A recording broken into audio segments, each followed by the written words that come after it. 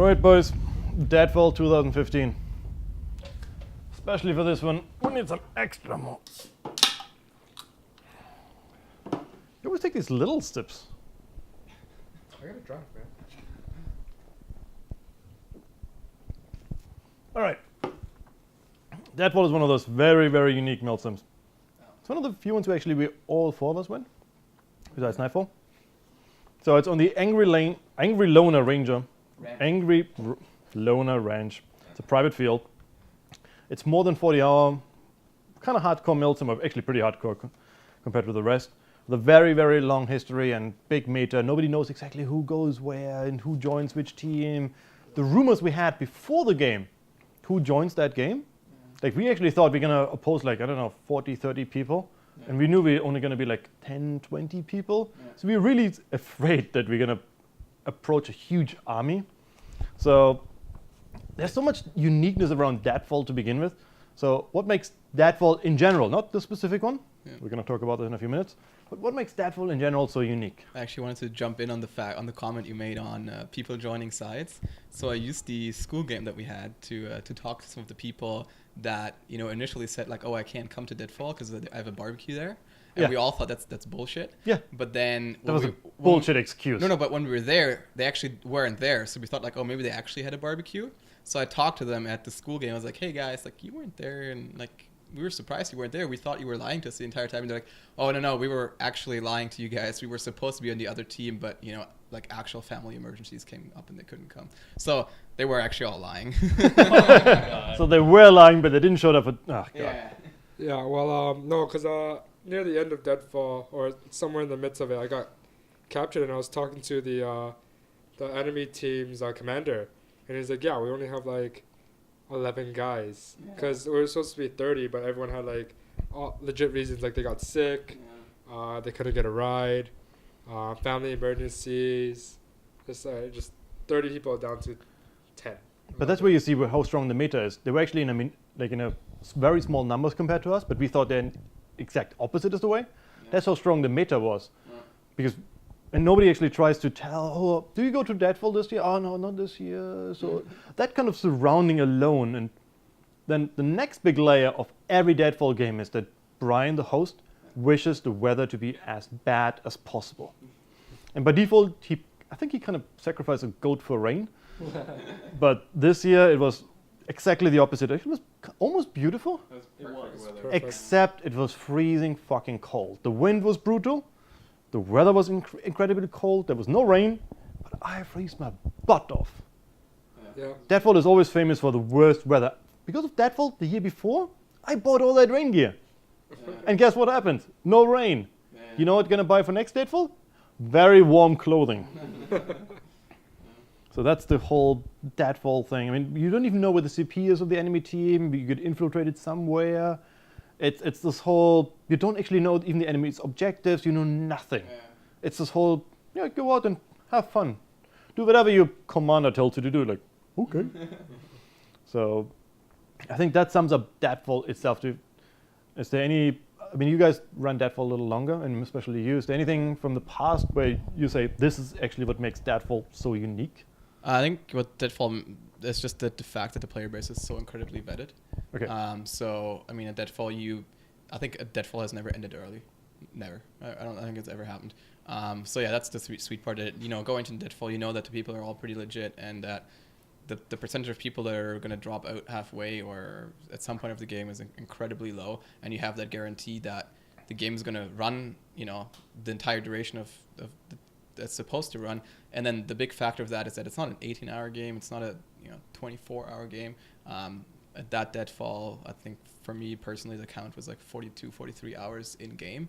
So it's a huge long game, and you're going to have something to do for the full duration of the game. And personally, for me, the game, those games always go over so quickly. Like it felt like way shorter than it actually was, which is crazy. And it's a strange mind game because, like in most games, 7 o'clock in the morning, it's an 18-hour game. It started around 1 o'clock, so at 7 o'clock it ends. Yeah. So the last hour, let's make one more push and then we're done with this. Yeah. But for Deadfall, you never know when the game actually ends, and it plays mind games with you. Like. Yeah, exactly. So we finally won the last objective. So we finally won. No, they're By the expecting. way, Now you have to there's chase more. them. Yeah, no, yeah. Brian does an incredibly good job at just coming up with new stuff on the fly. I mean, even on Sunday morning, we're like, well, it is Sunday morning. We have to go back to work on Monday. But no one was actually really sure when it's going to end, and it did go for a pretty long time. And you could have probably pushed it a bit more if you would wanted to. This was probably one of the longest games I've ever been to. Yeah, it was No, really actually, long. it's the longest game I've ever been to. Yeah, I remember for us it was Jordan, Jason, Rich, and myself. We inserted Friday like 3 p.m. or 4 p.m. or something. So we were basically the first NFA on site, and yeah, we were pretty terrified because my expectation was, because we knew that we are kind of have that set encampment that we had to camp in, so it was my full expectation that the JOTF is going to hit us the first night to make sure that we're going to lose our CP out of the gate, and they're just going to be on the run for the rest of the weekend to kind of wear us down. So yeah, waiting for all the NFA slowly to arrive, it was absolutely terrifying. Like it was us three sitting. We as soon as we arrived, we started digging our little fighting position, and then once our fighting position was done, we had to tarp over it.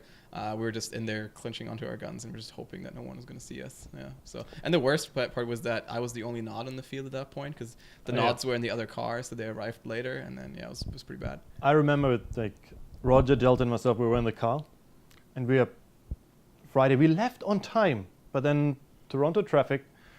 Stuck in there, and we're almost about to get on the highway. Like, we're already in traffic about an hour. Yeah. Shit, we forgot something very, very, very important. Do we go back? No. Yes, we go back. So we turn around the car and like 45 minutes back again, back to home, collect the stuff, which took a few seconds, and then another hour back out again. And then we were on the run. And then, of course, we had to go for dinner. Always. Because you wouldn't go for Deadfall and bathroom. You don't want to go there. Not if you can avoid it. And we finally arrived like at 10 o'clock at night. Yeah. And I knew that I jumped out of the car and I saw the cold wind. I jumped out, immediately changed clothing. Like I already had my long leggings on and everything. And Delta jumps out with short pants. Oh, God. I don't know what he was thinking. He was like, dude, you must freeze your... He didn't say a single word. I immediately I had my base layer, my BDU, my thin white thing jackets, and my triple AUG jacket. So I had like 4 or 5 layers of clothing, and I was still freezing in the wind. And he like, short pants. Like, the hell? Yeah, and we immediately rushed for reinforcement and tried to get everything going, and we had no idea what's going on. Yeah.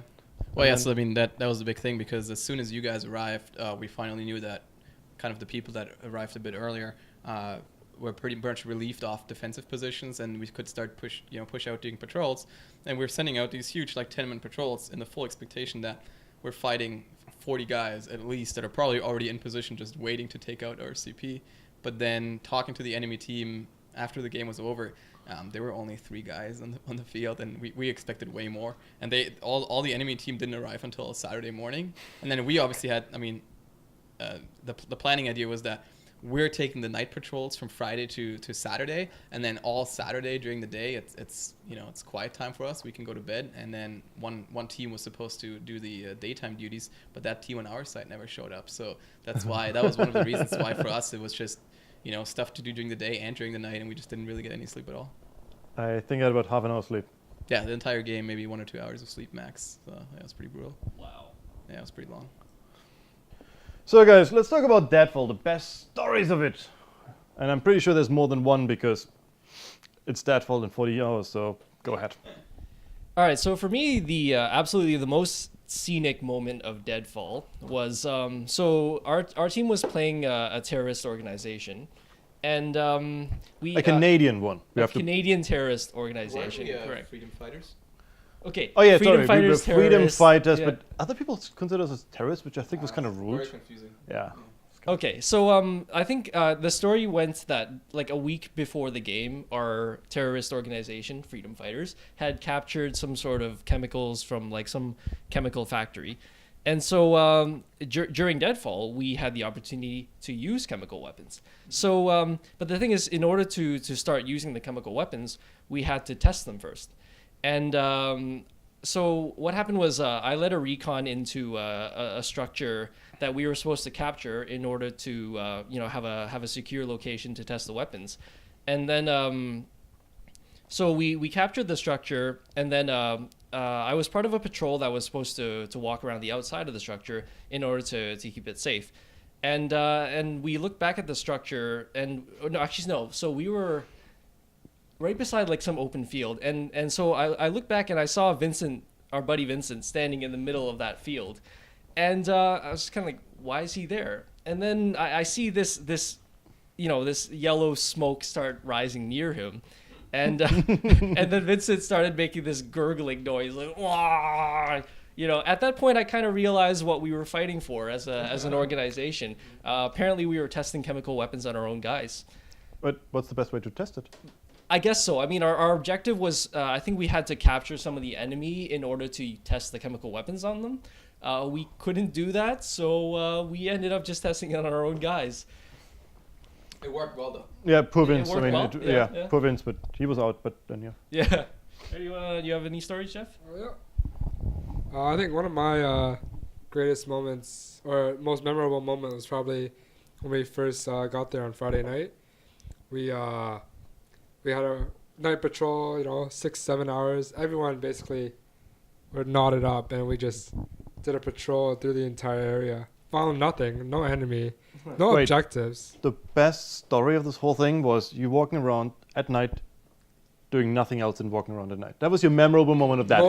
Most memorable moment, because it was like everyone was literally knotted up. We were all in a single file line or in an extended line, sweeping through the entire area. And it's just like, oh, did you see it? Yeah, I see it. So was it the look at 6 beautiful men with knots, or was the 11. 11? We were 11 guys with knots. Yeah. Okay, 11 guys with knots. Was that a memorable moment, or was the fact that you walked around and did nothing happen? I mean, A little bit of both. okay, I'll tell one quick story. I mean, there are many stories. I mean, it's Deadfall after all.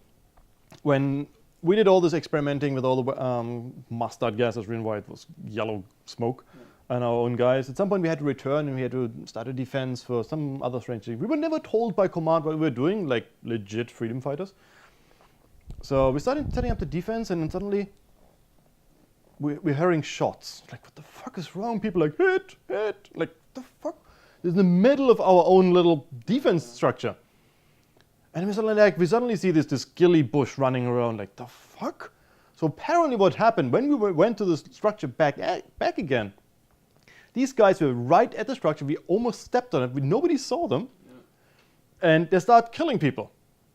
And then there was this big firefight. We throw mustard gas. I don't know if they had gas masks and whatnot. We smoked this whole bush. We finally got them in the end, but I don't know. They took like 3-4 guys of us till we finally got them. But the fact that we almost stepped on these guys, and then suddenly they popped up, and then obviously we had to shoot them like a lot. But that was, I think, one of the first kind of mini highlights, minus the one where David and I were caught, when we were out for the OP. You know the typical moment where you look right and suddenly your teammate hit and he's looking left, you look left and you see a barrel. Hit. It's that kind of moment. I think we were the first victims of the game, right? On our side. I think we were the first. No, in total we were the first victims. Yeah. Yeah, that was great. That summed up my Saturday morning. And I just want to say, earlier we mentioned that we thought the enemy was going to be a lot bigger than they actually were. Yeah. I think we had a force of 20 guys, something like that. 30? 20, 30? Yeah. No, 23, something like that. And we were expecting, like 40, 50 on the enemy team. At least, yeah. And everybody was for barbecue. Yeah, I know. Yeah. So that kind of really colored it for me. So at that point where Ben and I got shot, I was kind of thinking okay, so the enemy's going to come in such big numbers that even if I start fighting, they're just going to completely overwhelm me. I think so. My first priority was just to tell command they're coming. That's why you were not shooting? Well, that and so. Wait. Interesting. No, just keep talking. Yeah. So I think I saw 4 of them come out of the bush, and then I immediately radioed command, and then I raised my rifle, and by that time they got me. Well, the great thing is because you radioed it, the funny thing was that they shot us and then they ran away. Yeah. And then they said over the radio, oh, here is blah, blah, blah, everything is okay here. And Command took it for granted that this was us. There's reasons why we could never QF force. Right. So yeah. So I And reported. we couldn't respond, we were dead. I reported the contact, and then Command radioed us saying like, "Hey, are you guys okay?" I couldn't respond. I'm dead. Ben's dead. Right. So and then we heard someone else come on the radio using our call sign saying, "Yeah, we're fine." So at that point, we're like, "What? Like we're dead, but we can't say anything, right?" So Command thought we were fine. Yeah. So that was the first small little fuck up. Yeah, I fucked up there. I didn't want to say who, but yeah. All right, Moritz. My absolute favorite story was you were involved in this, so you can jump in at any point. But I don't know, Saturday to Sunday, we were all both knotted up, and we were tasked with kind of, because we were pretty exhausted. So I think they wanted to give us an easy task. So they put us kind of on the rear flank to set up an OP and warn CP of anyone approaching. So we're like, okay, let's get cuddled up, let's get comfortable under the blanket and stuff. So we grabbed our Nothing ever happened. So we grabbed our ranger blanket and we kind of walked our way toward where we were supposed to set up the OP. And kind of I expected someone else is already doing perimeter duty. Yeah. But turns out no one was actually doing any perimeter duty at all. So we're crossing this little dried out riverbed onto kind of this little camp area. And then I think you were behind me. And I was in one hand holding my ranger blanket and in the other hand kind of holding my rifle. And then I see this figure kind of like stalking towards me. And I'm like, well, it must be one of our friendlies. And then I go like, wait, oh shit. And before I could unfuck my ranger blanket rifle, trying to get myself in order, I got popped right away. And then I think you started engaging them. And it was basically 3 enemy that made their way through our little forward encampment toward us. It was hilarious because I just walked behind you and you were about to get into the dry riverbed. Yeah. And I looked down just to check my steps. Mm-hmm. And I just see you look down.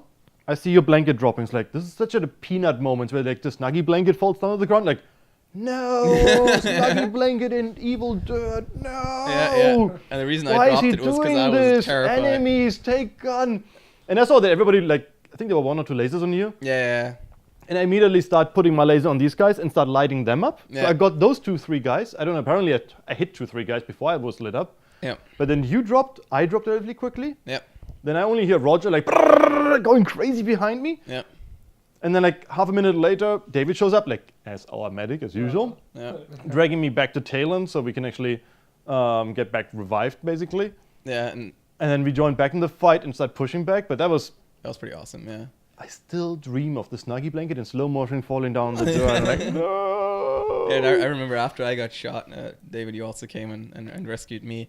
And then you brought me back to CP, and I was like so amped up because that was the first night vision firefight we were going to have this entire game. Like if you think about how many night vision, there was 2 full nights, and that was the first night vision firefight. And I knew we were able to take them because even though we went down right away, there was other guys with nods, and it was pretty clear that we were going to win that firefight. But I wanted back in on that firefight as quickly as possible. So as soon as you dropped me off, I was ready to sprint back and was like, I'm going to get my guys out of this. And then as soon as I turned around and started running, my lower and upper receivers were separated because the bolt, for some crazy reason, the forward bolt of my M4 came out. So my upper receiver went flying and I was just holding my lower receiver. And I was like, fuck. And then I tried to like look for the bolt that was holding everything together and couldn't. I think it's called Deadfall. Yeah, I couldn't find it. So at that point, I was like, oh, crap. And then I was like, well, it's okay. I have my spare gun. I'll just quickly grab that. But obviously, my spare gun was in the area that the enemy had already taken. So I was like, crap, I don't have it. So I ran back to you without a gun.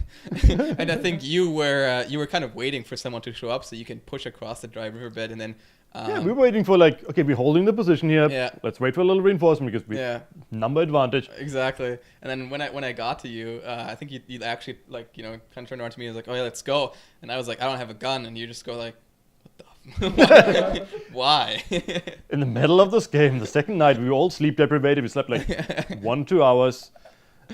Like, he doesn't have a gun. Why did he respawn to the begin with? Just stay dead for fuck's sake if you don't have a gun. Yeah. I didn't comprehend that time. Yeah, Like, and I think we regardless we pushed ahead even though I didn't have a gun, and I think my job was just cuffing the enemy players and then bringing them back to CP as prisoners. But yeah, that was a pretty epic firefight. that was cool. Yeah. Even though for me it wasn't actually a firefight. It's pretty memorable. Yeah. Speaking about that Snuggie blanket, that Snuggie blanket was kind of the lifesaver of the whole game. And we After this only- game, we all bought Snuggie blankets Yeah. now. It was I think mine.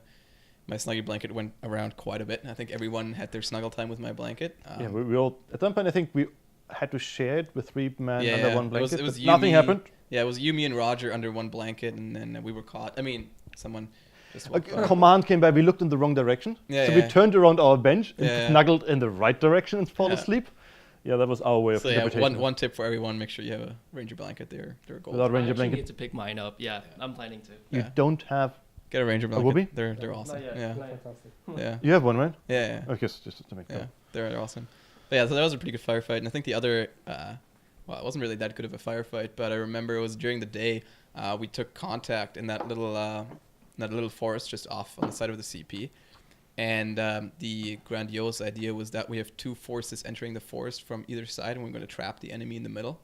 And then we executed on that, and we we moved our way forward, and I saw this figure in the front of me, and I was like, oh, it's not wearing camo. That must be enemy. But I think it turns out it was Vincent because he wasn't wearing camo for some reason. So I pop Vincent in the side, and right after I shoot him, I just see these 2 guys in chicken suits kind of rise up and like full auto me in the face, and it was you And Roger. and it was you and Roger, and because I saw chicken suits and I knew the enemy team is also wearing chicken suits, or I Yeah. suspected it knowing the guys on that team.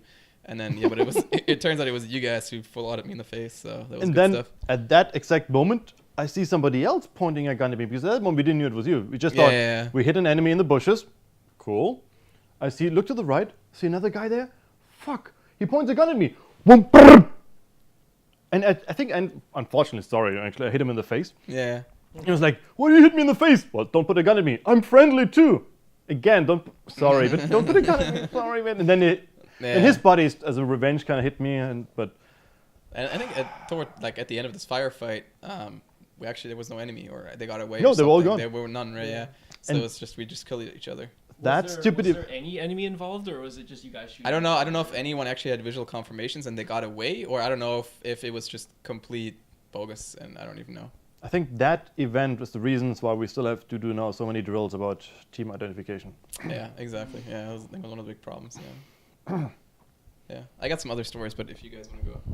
So I remember one of the things we mentioned earlier was trying to find the enemy CP because we didn't know where it was, right? So pretty late in the night, our entire force kind of went out in a patrol in order to try to locate the enemy CP and completely overrun them. And it was Stop. just, yeah. Are you just eating the last bacon? Yeah. Yo, I can break it in half. break it into 3, man. We have to share bacon now. It's Deadfall. Come on, it's survival. All right, take a bit. Damn it. It's kind of ritual like Catholics do it. I mean, come on. It's pretty good. Yeah, It was just pretty good. How many pounds was that? That was 2 pounds. 2 pounds of bacon. 2 pounds of tight to go bacon. That was good. Sorry, David. Continue. So I think we walked around for about it felt like maybe it was about 3 hours. Yeah, that was a pretty Yeah. far hike. Yeah. But the thing is that like the Angry Loner Ranch field is just a massive field, and I think we throughout the 3 hours we never ended up. Did we? No, we found like One tent.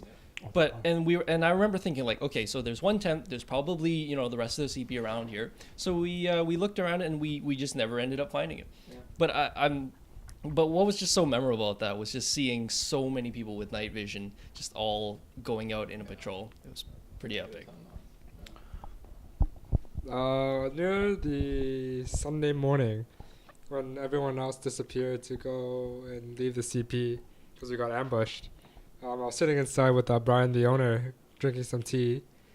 A couple enemy guys came through, shot Brian and shot the guy next to me, and I cleared the room, or cleared our CP, and then ended up shooting each other because they didn't clear it properly. It's like, is everything okay?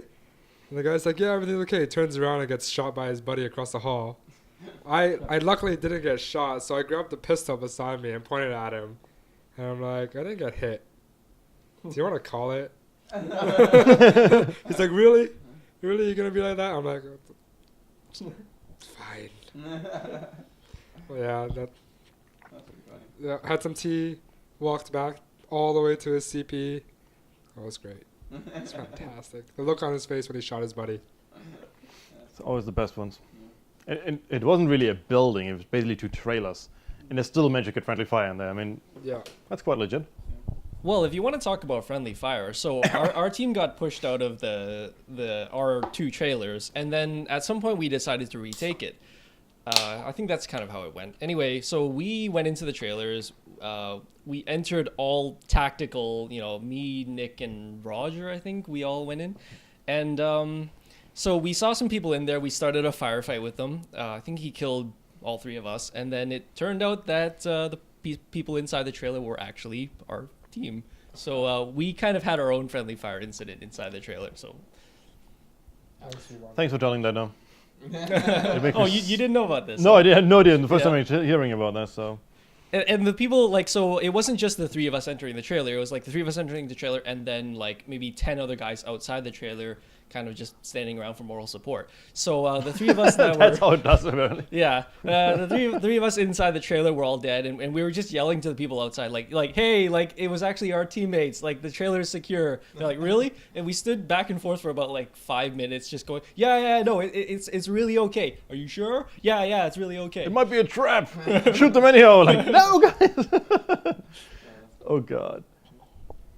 I got one more story, and I think none of you guys have heard that yet. So it was, when we were guarding the little hut where we were processing the chemical weapons or the nuclear device, whatever it was, and we had to set up a perimeter, and we were expecting to be ambushed pretty quickly.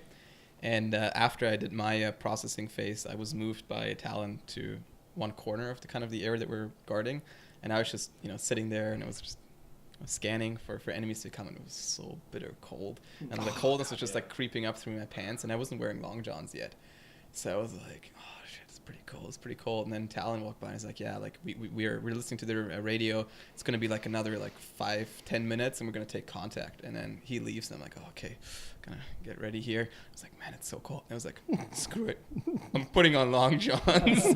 So I was like, I got 5 minutes until we think they're coming, I'm gonna switch into long johns. So I take off my BDU pants, and then I made the grave mistake. I mean, what I should have done is I should have unpacked the long johns from my backpack first, and then take my BDU pants. But I made the decision to take my BDU pants off first, and then start looking for my long johns. And I don't know, for anyone that has under nods, try to open a green backpack looking for green long johns in your green backpack with other green clothing. That's pretty rough. So it took me quite a long time to find my long johns, and I'm actually never sure because Talon kept. I'm sure you stopped by every so often with you guys as well. So I'm not. Yeah, I'm not actually sure if he came by right after I finished putting on the pants, or if he was standing there for a little while waiting for me to put on my long johns. But yeah, I think I finished mission long john just before he came by again to look what I'm doing, and then also before the enemy came, which was pretty key. Yeah, so that was the mission long john, which was pretty funny. I was hoping that story would end with you getting caught with your pants down. No, Yeah, I was hoping so. I was like, please. No, I was lucky. But I know I just after that, Delta had that little accident of his. Were you guys there for that? When I wasn't there. yeah, we were. We're just about to leave the processing site, push back to CP, and Delta was scanning, and then all of a sudden he there was this little drainage river thingy, just this little I still cutout. didn't hear that story. Yeah, and he stumbled, and he dove. It's basically the same that happened to Rich a year or so two ago, and he went face first with his gun into the ground, and his rifle hit the ground, the barrel hit into the ground, and his entire buttstock and buffer tube just snapped right off his gun.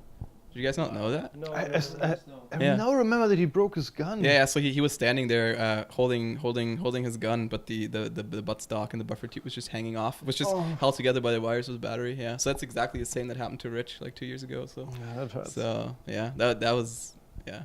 It's not that funny because guns are expensive and Yeah. stuff, but it's still pretty funny. Yeah. So The whole processing was actually quite funny because we set up our defense after we took care of the ghillie guys.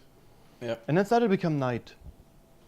And that was already the second night, and we didn't sleep for all that time and for more than 24 hours right now. And I mean, way more than 24 hours because Oh yeah. on the next morning. And the crazy thing was, shall we knot up? Everybody like, no, we shouldn't knot up yet. No, it's we can still see things. Like, I think we should knot up. No, we are still good. And my two teammates next to me like starting to fall asleep. Like, it's like stop snoring. No, it was the other guy who was snoring. No, it was you who was snoring. No, it wasn't me. They were competing who was the loudest snorer, but the blame was always on each other. Yeah. And at some point, you know what? Fuck it. I just nodded up, and then I fell asleep. And as soon as I was like, Ben, you have to start processing too. Like, what do I have to processing? You know the moment when you wake up, you have no idea. No you idea just where follow you the are, guy. what's going on. Yeah. I just walked into this hut and like Brian like, oh, you're one of the new guys. Yep.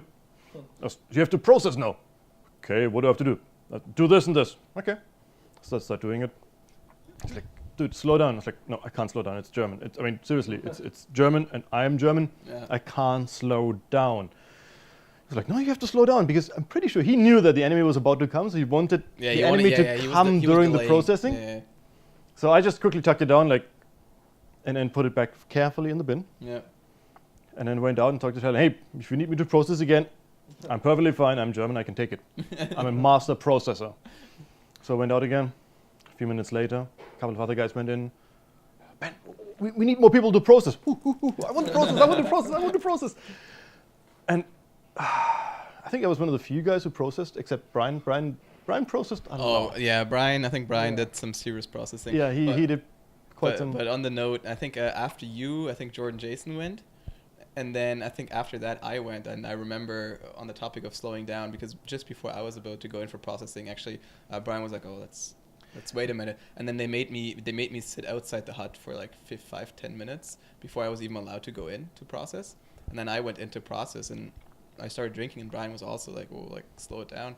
And then the Russian liaison was like, "Oh yeah, like these guys are pretty fast." And then Brian goes like, "Yeah, we had this." One particular individual, this German individual, he was a very fast processor, which I'm pretty sure was you. But yeah, I'm pretty sure toward the end of it, because there was a lot of processing to be done, and I think Brian expected more people to come to, because we also had a couple people that didn't show up because of sick or whatever. So yeah, I think he did a lot of processing himself. And I remember when we were supposed to extract back to CP after the processing was done, I remember him saying like, guys, we gotta take the most easy route back to the CP. I'm probably pretty volatile after all this processing. And then I think we did not end up taking the easiest route because there was like some fallen over trees and branches, and he was trying to climb over it, and it was pretty funny. Processing is a bitch.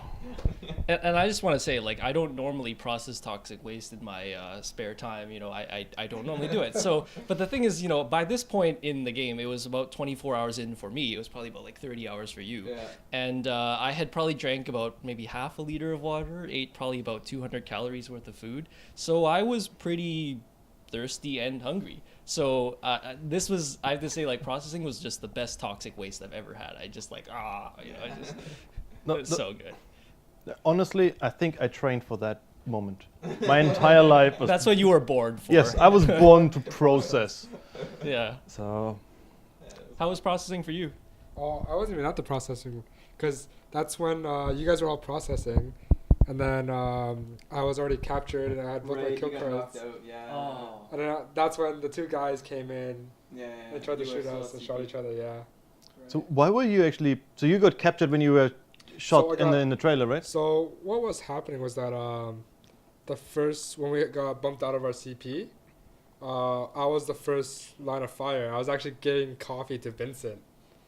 And then we got shot up. Important duty, but yeah. Yeah, we got shot up. And then I got hit. They took my kill card. I went back to CP. The commander was like, "Yeah, stay here with Altman, and just cover the base." I'm like, "Okay." And they forgot to give you a kill card? Yeah, they forgot to give me back a kill card. I'm just like, "Okay." Wow. The guy captured me. He's like, "Yeah, you're out." I'm like, "Okay, time to sleep." Lucky you. Yeah. So the whole Deadfall thing, I mean, we did in this long, big march, which you just talked already about in the Saturday night after the whole processing. We tried to find them. There was only one guy in the tent who pretended to not be part of the game, which he actually was. Yeah, that was dumb. So, and at that moment, we realized, yeah, we got all our objectives. Yep. Sure, they stole our flag, which was sort of their little moral objective, which Yeah. they were allowed to gain. But what I thought was funny is that no one actually thought about the flag. Like, we know. just kind of left it behind because no one really cared too much about it, which was pretty funny. And suddenly, they stole our flag! Is that a thing? Yes, it is a thing! And I was like, do we care? And then Tal was like, I guess we have to. I'm like, oh, okay. Okay, it's a big thing now. Yeah.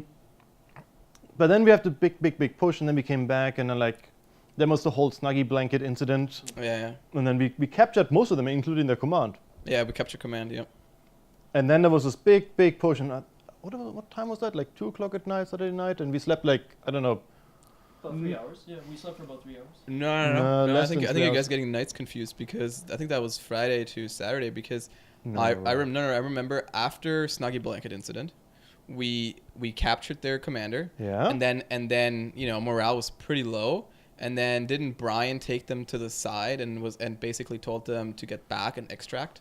Yes. So I think that was Saturday night. Yeah, but I know. Saturday to Sunday. I know, but I think timing wise, because when they were extracting and we pursued them across the field to extract, it was already daylight again. So Snuggie Blanket incident must have happened at 5 a.m., 4 a.m. in the morning on Sunday night already. That might be the case. Yeah. And then after this whole incident, the whole objective was to chase them. Yeah, exactly. But the smart people knew that we would not manage to capture them. So we were like, you know what, fuck it. We slept 2-3 hours. We basically had 2 liters of water for 40 hours, maybe 600 calories at that time. Yeah. I'm not gonna run behind these guys. We're not supposed to catch them because they're supposed to win. So screw that. I stay here and get a little sleep. And then you started to run off. Yeah, so I think in that morning, that was when they were trying to extract and get out of the field. And I know you were put on a vehicle with, I think, we and Rich. I don't know. That's right, yeah. Yeah, so you guys were put on a vehicle, were driven around to the other end of the field to set up a blocking force. And then it was me, Talon, the guy from Quebec, and some other guy who went running after JOTF, trying to catch them and chase them down. And I think we saw them cross the power line, and we were pretty close behind them, and we're just booking it through the back half of the field. And then when we finally reached the road, I could see a figure through the trees, and I was like, oh man, yeah. And I was like, maybe I can get them just as they're trying to get on the car, and it's going to be a glorious, victory. And we catch the leader and every one of them on their way out.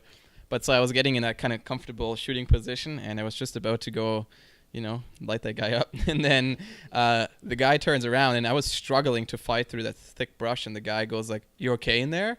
And I was like, and in that moment I realized it was some civilian, walking the dog, who wandered off a little bit too far into Brian's property. And I was like, whoa, and I immediately kind of hit my gun, and he never saw my gun, and I was like, yeah, everything's all right in here. Have a good day. And he just carried on his merry way, and he didn't cause any alarm. But basically what must have happened, they must have gotten on the road literally 30 seconds before we got there, and they were, they extracted on the car and made it out. But regardless, I think it was still a solid victory for us. Yeah. So meanwhile, while that was happening, so we, Rich, and I were we went on a vehicle around to the other side of the field to set up a blocking force for the escaping JOTF. The thing is, when we got dropped off, we started looking around. And we're like, "Are you sure this is the right place?" And I kind of started panicking at that point, because it would kind of be awkward if we ended up on the wrong person's property, dressed in full military gear, Yeah. So after a while, we established that okay, fine, good. We radioed command. We're like, "Are you sure you dropped us off the right field?" Yeah, we're sure. Okay, so we were fine. Unfortunately, we never ended up catching JOTF. there was a point where we definitely heard them walking pretty close to us, and we were like, okay, you know, like guns up, we're ready to shoot. But and then I think at some point we tried advancing on them, but we did this sort of like dance around each other so that we kind of missed each other. So unfortunate. Yeah. So Deadfall is one of the most gear-straining Milsims we have throughout the entire game. Like I said, in the previous year, because that one I bought all the rain gear, which was completely useless this year. But so, what is the kind of gear lesson you learned, or tactics you learned the most about this one? Always keep your nod on you in this kind of game, Deadfall kind of game. Because I remember for the second night, right at the start of right before Nightfall hit, our team got pushed out of our trailers, our friendly CP, and there were a lot of people on our team that had, you know, they decided not to nod up quite yet because, you know, maybe it's just a bit of extra weight on their head they don't want to carry. So they just didn't have their nods on them when we got pushed out of the trailer. Unfortunately, their nods were in the trailer. So they just, they had to spend their second night just without nods until we ended up like maybe 6 hours later retaking it. So they spent a good 6 hours without their own night vision, which they must have paid like thousands of dollars for. Always carry your nods with your backpack if you go out. Yeah. Yeah, I think that was my. So it was the first time for me using my Mystery Wrench backpack, which I got. Product placement, hardcore. I love Mystery Wrench. Sent me free stuff now. No, but I think bottom line lesson is definitely that, you know, have all your stuff on you at all times. I think learned that at last Deadfall and learned it at every other more serious Milsim, but definitely learned it again at this year's Deadfall. It's just whatever it is, cold weather gear, rain gear, extra batteries, extra food, water. As soon as you step off your car on Friday, have everything on you that you need to make it through the game until Sunday, because you're going to get bumped out of your CP. You know, stuff happens. You go out on like a long patrol, plans change, and you're not going to make it back in time for food or for nodding up. So yeah, carry your nods, carry your thermals, carry everything that you want for the game on you at all times. I think that was the week's lesson. Yeah, for I mean, Deadfall always. I didn't have a Mystery Range. I had my Gold Rock, which is way more superior than that. But I had all my nods, all my rain gear. I had a bit of food, 1 liter of water at least, extra socks, extra layer in case it gets cold. Everything was in that little backpack just to make sure that, and it's super comfortable one, just that in any case happened, because this exactly happened with us and then the previous Deadfall. We had to leave the CP and we didn't knew that we would never come back. And then for about 18 to 20 hours, we were out in the cold, we were freezing our butt off. Luckily, we had our knots with us this time, last year. But this year, we were well prepared, we had everything with us, there was no question asked, we were well prepared, we had all our foods, MIEs, everything. Yeah, it was pretty much the, like, so I didn't attend last year's Deadfall, I attended this year, but I heard the stories from you guys about, you know, being pushed out of the CP and spending just the entire night huddling with a bunch of guys under a tarp. And that's the reason I decided to carry my nod in my backpack for the entire game, and I'm really, really glad I did that. Got anything to say? Yeah. For gear-wise, carrying all your nods, carrying all your equipment, you know, your batteries in a waterproof pack or a waterproof box. All your valuables in waterproof boxes or bags, you know, just in case it rains. You never know. Also, you know, ammo you're not going to use too much of, so keeping whatever you need on you is good enough. Warm kit, thermals, you know, fleeces, rain jackets, soft shells, toques, hand warmers, very big key, as well as snacks, because you're not really going to be sitting down having full meals. Nope. So you're going to be walking around, you know, chewing on a chewy bar or like a Cliff Bar or something like that.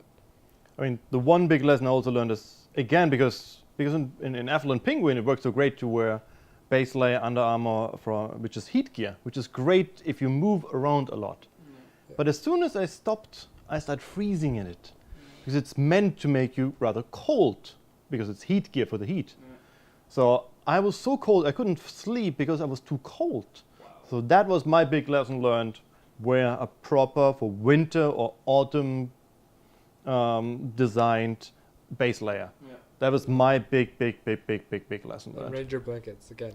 Ranger blankets, and don't put on the leggings during the game, so because that's kind of... So while we're on the subject of things of varying temperatures, I got to use a thermal optic for this game, at least for the first night. And you know, you see them in video games, you see them in movies, and they just work so damn well. Personally, I did not enjoy using the thermal. Like I'm sure you guys, I guess like everyone else on the team probably going to disagree with me. But I was just kind of like holding it in one hand, and in the other hand I had the pistol because it was kind of hard to keep my rifle shouldered for a few hours while walking around with a thermal optic. So I just really didn't enjoy it. I mean, I kind of have to justify my $1,000 purchase. So, I mean, I think thermals are pretty effective, but yeah, I don't want to go ahead, but we'll talk about thermals in a later game. Yeah, when we talk about a later game, I think where they're really effective, and then I think by now we'll definitely have a surprise for everyone once next season hits by the amount of thermals that we have. However, there's one final gear which basically made this entire Deadfall the most. I wouldn't say the most comfortable one. Actually, no, it is the most comfortable one. It's the most amazing Deadfall in gear-like which we ever had. I mean, yeah, most amazing Deadfall, because I was going to say, it's not the first time that we've done it. We've done the exact same thing at No Knots, not at No Knots, at Zombie Survival, which we also barbecued there. True. We did. Yeah, you're right. But No Knots, yeah. So, but the fact that we do barbecue at Deadfall, which is supposed to be hardcore, and suddenly we approach it like, I don't know, like the other games. Yeah. So yeah, we since we knew there is the possibility we might get bumped out of RCP and never make it back to RCP, we obviously were prepared for that as well. But we figured, hey, there might also be the chance that we're able to defend CP and we can stay there. So might as well get comfortable. So that's what we did. And Jeff was pretty much the person in charge of this. So why don't you tell the supplies that were brought along? Salute for the cook. So we brought over one of those charcoal. Your barbecues from Canadian Tire where you put charcoal in, you light it up. Tactical barbecue. It's black coal, Yeah. So I think around lunchtime, everyone was freezing their ass off, sleeped up, all that good stuff. I was in the back where the parking lot is, trying to hide from enemy, barbecuing skewers, doing having Moritz over here doing tactical skewer runs to everyone, getting that morale up. Sleeping under a snuggie blanket in the sun, getting served beef skewers. It didn't feel like Deadfall. It was good. It was good. Yeah, I remember, I think it was, because I don't know, it was like 11 a.m. or noon basically when you started. So I was with the guys at I was touring all the OPs, making sure everyone has what they need, and I go to that one OP and I think it was Rich and Jordan, and they were pretty tired because they were Jason Jordan and Rich, because I think they were in that OP for probably since like 4 a.m. in the morning or something. So they were pretty cold, they're pretty tired. And then I get back to CP, and then you just finished a load of chicken skewers, and then I took 2 plates, I put the chicken skewers in between, and I slung my rifle over, and I just booked it through the forest to that OP, and I crawled up under the tarp into their OP, and I'm just like, guys, I have something for you. And they were kind of expecting like, oh fuck, he's gonna make us go out on like some stupid patrol. And then I kind of just opened the 2 plates, and it's just like these like greasy chicken skewers, and they just go like, oh. And they grab and they're like, they're warm. And I'm like, they're fresh off the barbecue. So that was pretty awesome. Oh my God. Barbecue and Deadfall. 2 things which normally is 2 worlds colliding, but space, time, state, and place. So yeah. And I have a feeling, since usually our side, the NFA side, is more predominantly on the run and being hunted. This year we had a little bit of the luxury of having more of a camp, which is usually what JOTF has. So I have the very strong feeling that don't give Brian any ideas. I have the very strong feeling that Brian is going to be nice and going to do the exact same thing again. Yeah, exactly. Because we deserve it. Exactly, because we did such a good job. Yeah. But no, kudos to Brian. I think because I speak for all of us. I think Deadfall is one of our favorite games. I think we really like it. So good job, Brian. Keep it up. it's one of the games you never want to play, except when it's over and then like, fuck, that was amazing. Yeah. The Sunday when you get back home, take a shower, check yourself for ticks. There's no better feeling than that. Yeah.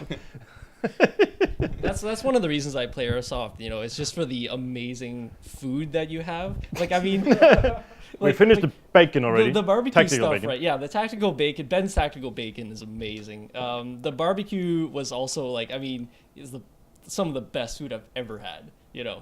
And the food, the showers afterwards, just tired, so exhausted. amazing. Yeah. But one very important thing about Brian's game to begin with, the people who attend, once again, are spot on.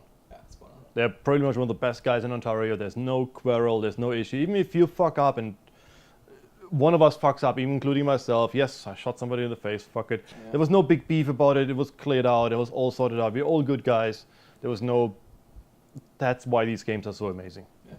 And I just want to say at this point, like kudos to the enemy team, because I think we were outnumbering them probably more than 2-1, and they fought pretty hard. Oh, Yeah. Yeah. Yeah, especially Cal. I think they were really pushing themselves, and I think it was a game where they were really shining it. So it was good job. Good job, Cal.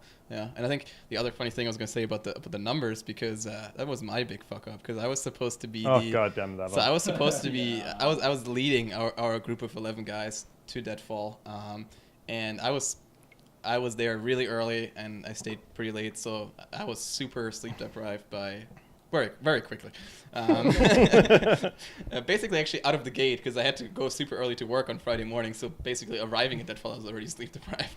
But I remember at some point from Friday to Saturday night, Talon told me, hey, like the enemy team is having a little bit of issues in terms of arrival times, so Brian has decided to make the enemy team players, they can take like 1 or 2 hits and can kind of like still walk away like wounded, and that's fine. So just make sure when you see them, light them up very well. And he told me that while I was kind of taking like a miniature nap, and it never really sunk into my brain. And so there was a couple instances where we were shooting enemy, and I know you guys were like, fuck, like definitely lit that guy up, but yeah. Actually, like I remember there was a firefight when I was like shooting at a guy in a ghillie suit running away from me, and I fired like probably like 20 rounds into him, and our teammate Roger was like standing right beside me. He was already dead at that point, but he said to me like, yeah, I'm 100% sure you hit that guy, like definitely. And I was like, I don't know, maybe the wind, it's possible that I thought I hit him but I didn't. But really, it was just, someone should have told me that, yeah. And I never found out these guys were armored until maybe about like 3 months later after the game. Yeah, or something like that. it wasn't a bad hit calling thing. It was just... Yeah, because basically, I think we had a training event maybe 2 months after, and it was just determined as a group. We felt like that firefight could have gone better, and the reason why we didn't win that firefight or didn't capture them was our communication skills. Well, in reality, it was just me forgetting to tell everyone that these guys were supposed to get away. That was part of the game, but yeah, sorry guys. That's fine. Great leadership. I think that's the perfect point to end this talk about Deadfall. Have a good one, guys. Yeah.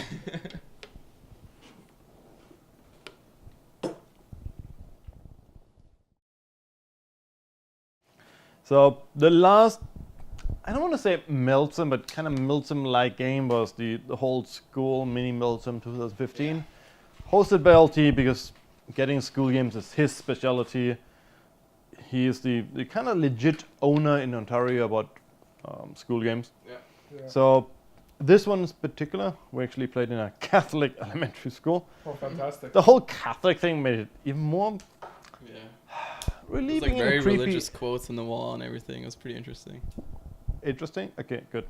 That would be like the Boondock Saints. No, it was more about Jesus. Yeah.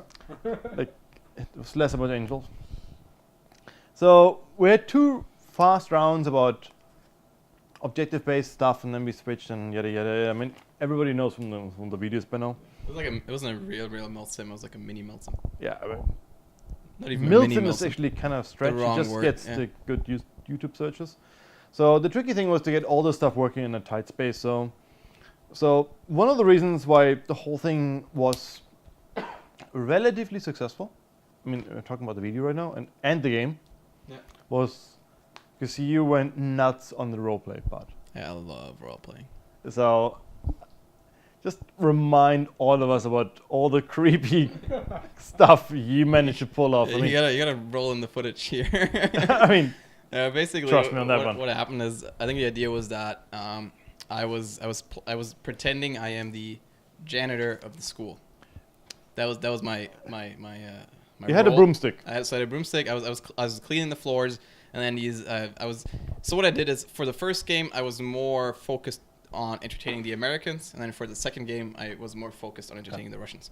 So what I did is at the opening of the first round, which was more geared toward the Americans, I was kind of just mopping the floor on the ground, and I like role playing, so I was pretty amped up about it. So as soon as the Americans come downstairs, all geared up, all operation and stuff, I was waiting for the usual candidates like Chris, Robo, those guys, like put me against the wall, search me, yada yada yada. But they just completely ignored me. They just walked past me, and I was just cleaning the floor. I'm like, oh, this is unfortunate. Oh well. So I just kept cleaning, and I was completely unarmed, other than that I had a knife stuck into my back of my pants under my kind of long sleeve shirt, and then I was just cleaning, and eventually, like, it took them pretty long. Some guy yells out, "He has a knife! He has a knife! He has a knife!" And then before I could realize it, one of the guys went to my back, pulled out my knife, and like threw it away or something. Or that's what I thought he did, like threw it away. And then I was actually pretty happy because they went pretty aggressive. Like, it wasn't Finally. like, yeah, it wasn't one of those awkward things. So one guy literally put his hand, like, you have the video, like literally put his hand like up against my throat and pushed me into this blackboard. And there was like a little tray of, I don't even know what it was, like building blocks for kids or something was there, and it just like flew away. It was pretty dramatic. Like, it was pretty funny. So he was controlling me, against a blackboard, and I was yelling like, "Why are you here? Why are you doing this to me? Like, why are you attacking me?" And then I think Chris walks up to me and takes my broom, and I'm just yeah, and I just flipped out. Yeah, I was like, "Why are you taking my livelihood? Like, why are you taking my broom? Like, I gotta do my job." And I went pretty ballistic on it, and then they switched the guys who were guarding me. So the guy who was like, holding my throat against the blackboard, he switched with some other dude, and the other guy had it wasn't actually some other dude. It was one of the Irish operator guys, and he had his his knife in, like, basically right here in his plate carrier. And so I was just arguing with him, like, let me go, why are you doing this? And then, like, I see the knife, and I think it was one of those moments where I think he later told me too, like, he realized too that I'm looking at the knife, and it was one of those things that I see the knife, and I'm just like, and I just go for the knife, and I just start stabbing him, like, you're dead, and amazingly, like, really, really, really big, like, applause and kudos for him. He wasn't just like, or like, I'm hit or anything. He actually, like, it took him a second, like, because I was like, you hit, like, so it took him a second, but then he was like, he actually fell to the ground, and like, he was like, and like, amazing, like, that's exactly what I personally, like, wanted to achieve, right? And he perfectly went along with it, which was amazing. And then Chris had his pistol out, and he was a little bit, doing a little bit of sentry, I guess, for me. And then once I stabbed the guy, I think it took Chris a moment to realize what the heck is going on. And then Chris shoots me in the chest. But I mean, you told us that we have a lot of freedom as role players, and I thought, yeah, I know he did kind of shoot me in the chest, but I wanted to keep this moment alive. So yes, I was shot. I went down to the ground, but it was like, oh, you shot me in the arm, my arm. I'm bleeding out. Someone help me. And then they bandaged me, and then Chris bandaged me. He actually, like, first, before he did anything, he jumped off me. Like, he put his knee against my, like, back, put his, like, the pistol, like, I think against my neck, and he was just like, don't move. I'm like, okay. But, like, help me, I'm bleeding out. And then they bandaged me, and then yeah, they actually searched me. It was pretty funny. And then I think they finally searched me. And I think Chris like patted me down like a little bit, and I think some other guy walked up and was like, "Did you search him?" And then Chris was like, "Yeah, like, I patted him." And he's like, "No, search him." And then that's when they started to actually go all out. And then anyway, they searched me, they bandaged me, they brought me back upstairs to the CP, and then I remember they just, like, threw me basically in front of Ray. I remember that. Who was their commander? And I think what you told them in the briefing is that if they harm or mistreat civilians, there will be consequences, as in less players on the field, or no less bandages or whatever. I don't know what you told them for. So we had so many restrictions because the number of players on the field had to be restricted because the field was so small. So we told them right in advance, there's civilians in the field, and if you treat them bad, I might punish you. Yeah. So the whole fun part, everyone is so scared of mistreating civilians. Yeah.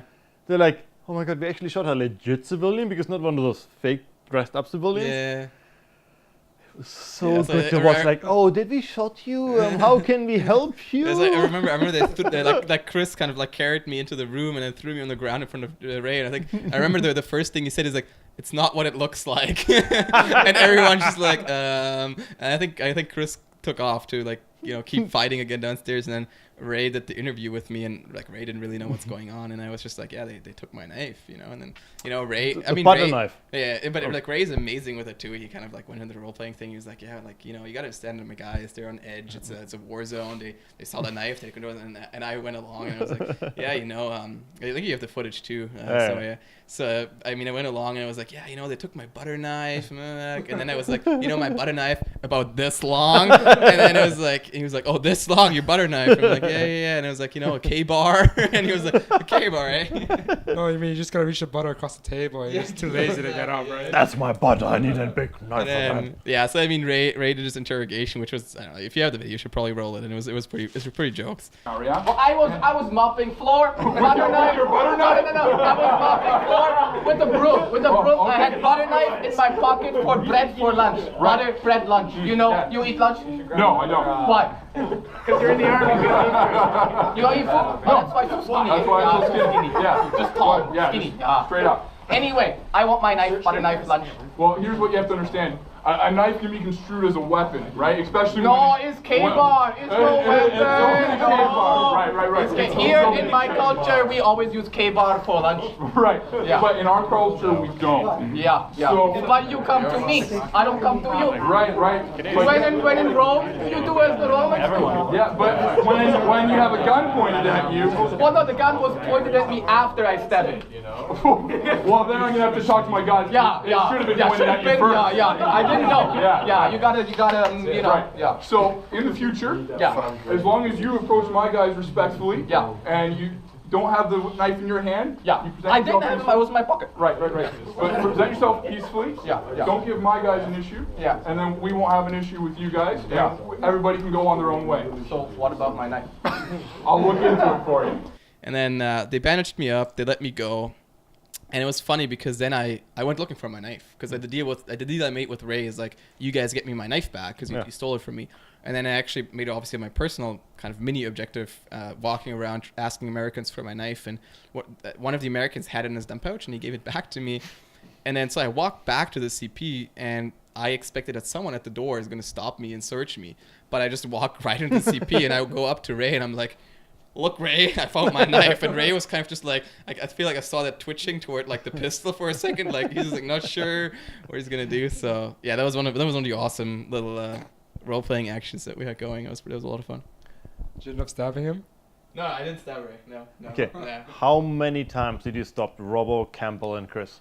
It was not that many times. I think it was one or two times. But I mean, the one time that was really funny. I mean, these guys, they know what they're doing. Like, but all three of them are really good players. So I saw that they pushed way further. Like they basically cleared the entire floor, and the other team was getting very boxed in. And Robo and Campbell and Eskins were doing a good job clearing room after room, and then they eventually came to a point where basically they were right below the enemy CP, and I kind of felt like, ooh, like, I heard from you over the radio too that upstairs the other side is. Huh? I was calling like, okay, be on the Russian side. We need to balance the game. Civilians on the Russian side. Like, I can't be on the Russian side. The Americans gave me. Oh yeah, box. actually, yeah. Sorry, I forgot to tell. So before that incident went down, I actually we went to the American CP, and it was my plan. So basically, my idea was to make it realistic. I'm gonna ask for food and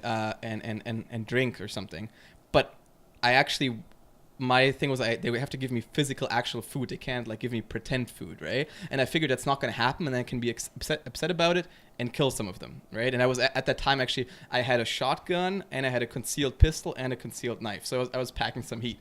And then so I go up to the American CP and I'm like, yeah, you have some food or water? And then the first guys are like, no, and then like Ray spots the incident, right? Ray runs back and comes back with a juice box, and it's like, oh, that's kind of nice. Like I can't stab them now. He gave me a juice box.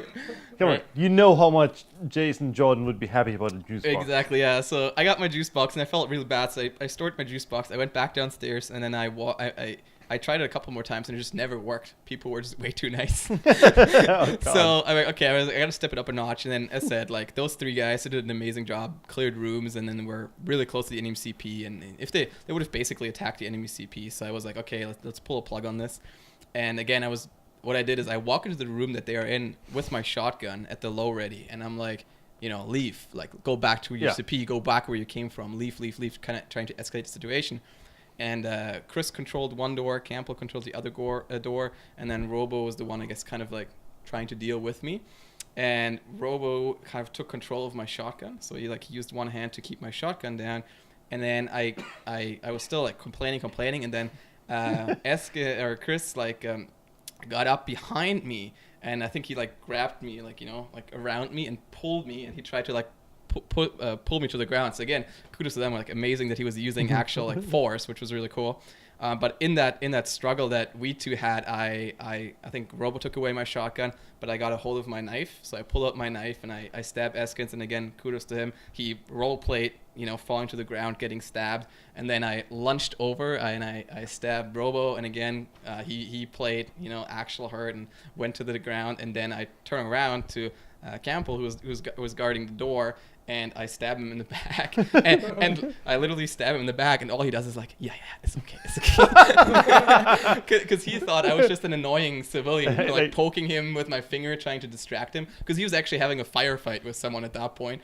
And then I think someone in the room. Yeah, I remember Roger. Oh, it was Roger. Roger, you're dead. Yeah, you're dead. And then he turns around and he sees my knife and he's like.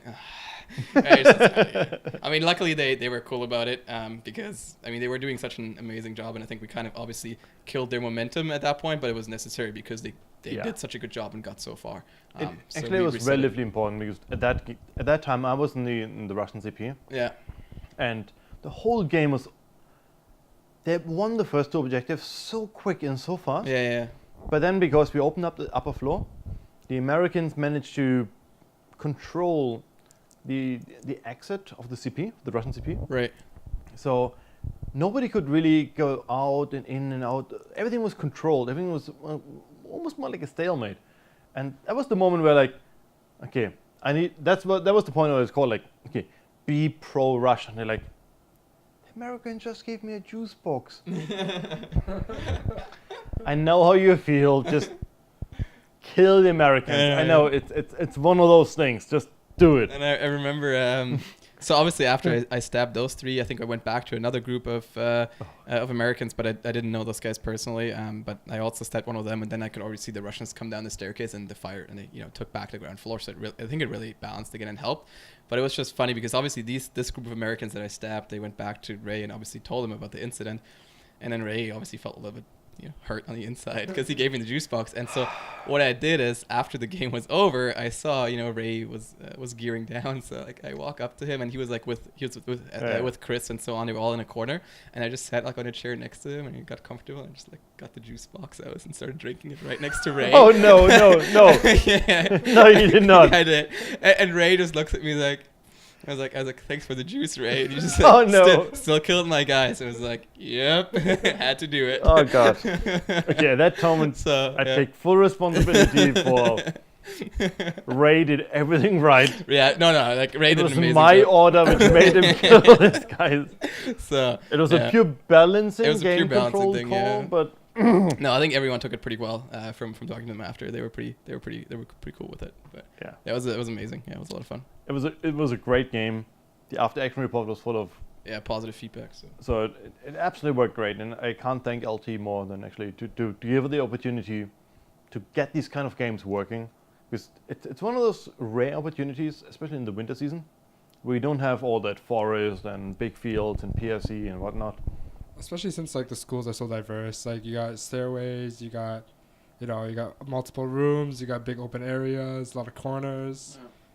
It's a lot of fun. You don't always find it in airsoft fields or whatnot. Yeah. And it's you need the right amount of players and the right type of players. Actually, more importantly, to actually get it to work in those school games, because otherwise it's just just one of those other hallway fights. Yeah. No, definitely. No, it was a good game. It was a lot of fun.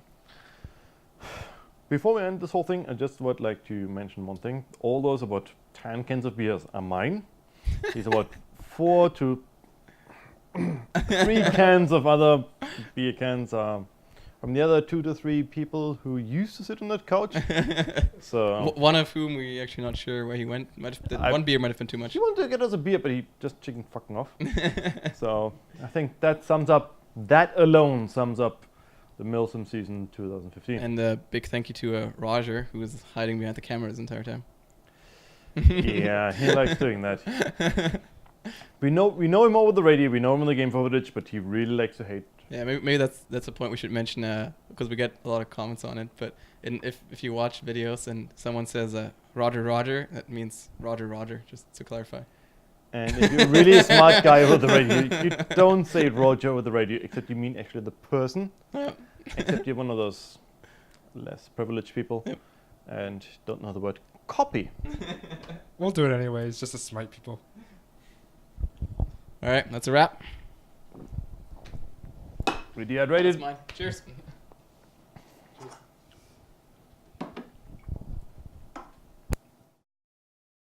Oh yeah, Deadfall was a huge long game. Where Nick was the only one that was sleep deprived. But don't waste all the story. Yeah. It's recording, you must stop. Oh, we can go. Yeah, but you're in the background doing stuff, so we're waiting for you to calm down. And put your headphones on again, be in your little spot over there. I'll pour very slowly. You're just wasting memory, bro. Every time it storms, this wind comes in your face and you have hands on. Yeah. Just give a fuck. Yeah. Like umbrellas. Like Yeah. ooh! I can go out again like an operator. So again, green pants, green top. Yeah. Start walking out. And within a second. But you're still recording? Yeah. Of course I'm recording the whole thing. Dude, this is awesome. Don't stop. So I finally fucking walked out of the door, and I was dressed in all the operator rain gear with UF Pro pants, SOD gear jacket, you know, all the legit shit. And like cap on, and like walking out like. So all of you umbrella wearing snob guys and hipsters, you're gonna get so wet and I gotta be dry. Just look at me. 10 steps, rain stopped. So awkward. It's like, wait, what? Okay, you know what? I'm an operator. I just keep walking. My stuff is breathable. So I keep marching down to the subway station. You know what? This is actually kind of cool. You know what? I'm kind of cool. But everybody looked at me like, wait a second, is this one of those green guys who looked at Crimea? Yeah. And I really haven't. People looked at me like, smiling at them, and they're like, I'm not evil. I just want to get beer. That's so And everybody looked at me like, this creepy guy in his boots and completely wrapped up in like tactical gear. Like, not tactical gear, it's just, even the guy in the LCBO and like, okay, 16 cans of Löwenbräu, like my weekend. They know me by now. Yeah. After 4 years, they still look at me like, why are you wrapped up in like OD green shit? And like, just put in my OD green gold rock backpack and like, it was so creepy. Even the homeless people looked at me like they were afraid of me. And you were the crazy one. But I was the crazy one. But actually, they were. Oh boy. Alright. Time to operate. Let's go. Let's finish this up. This is such a shitty algebra. Can you give me another beer? Are you fucking serious? I'm not fucking kidding Wait, you. is this turn 360 now, right? Yeah, the bacon is making me like pretty volatile on the inside. Why? It's probably digested with the hot pot. Yeah. Oh. Oh yeah. I think the word volatile is the wrong word. So pick up the fucking Maybe we microphone. should open the door for a bit. Boom. End of 2015. Have a good one. Oh, it was was actually an ending. I thought we were already done. Do you want to film an actual outro? Huh? You want to film an actual more proper outro? Outro? What outro? An outro would just be time lapse of that would clean this place up. That'd be a nice outro actually. Oh.